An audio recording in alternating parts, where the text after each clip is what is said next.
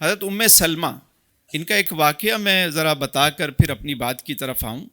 ان کے جو شوہر تھے پہلے، ان کا نام تھا ابو سلمہ، اور وہ جنگ احد میں زخمی ہو گئے اور بعد میں ان کا انتقال ہو گیا، شہید ہو گئے۔ وہ زخموں کی تاب نہ لا کر شہید ہو گئے۔ سلمہ غم میں تھیں، میرے آقا کریم علیہ السلام کے پاس پہنچیں تو حضور علیہ السلام نے صبر کی تلقین فرمائی۔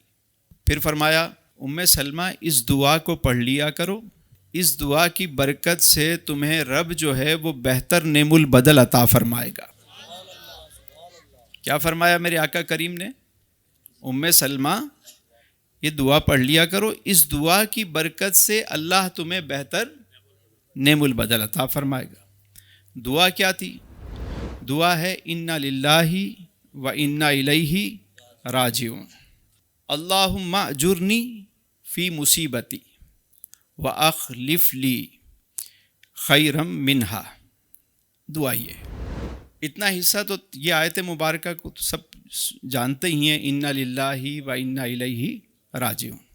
آگے ہے اللہم اجرنی فی مصیبتی، اے اللہ مجھے اس تکلیف پر اجر عطا فرما، واخلف لی خیرا منہا، اور مجھے اس کا بہتر نعم البدل عطا فرما۔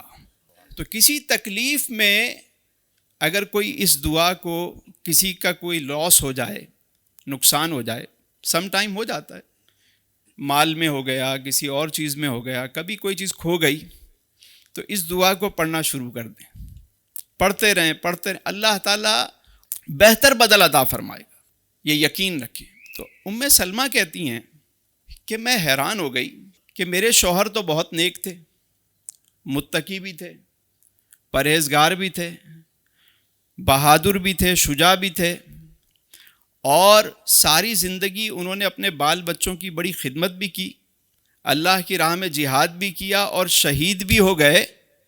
تو میں سوچنے لگی کہ مجھے میرے شوہر سے بہتر بدل کیا ملے گا؟ بات سمجھ میں آ رہی؟ لیکن چونکہ یہ دعا میرے آقا کریم علیہ السلام نے عطا فرمائی تھی تو آپ پڑھتی رہیں۔ کچھ عرصہ گزرا تو میرے آقا کریم علیہ السلام نے سلمہ کے ہاں نکاح کا پیغام بھیجا۔ تو جب سلمہ نے یہ خبر سنی تو خوشی سے جھوم اٹھیں اور فرمانے لگیں، اس سے بہتر بدل کیا ہو سکتا ہے؟ یعنی یہ کتنی بڑی بات ہے کہ حضرت سلمہ المومنین بنی، مسلمانوں کی ماں بنی،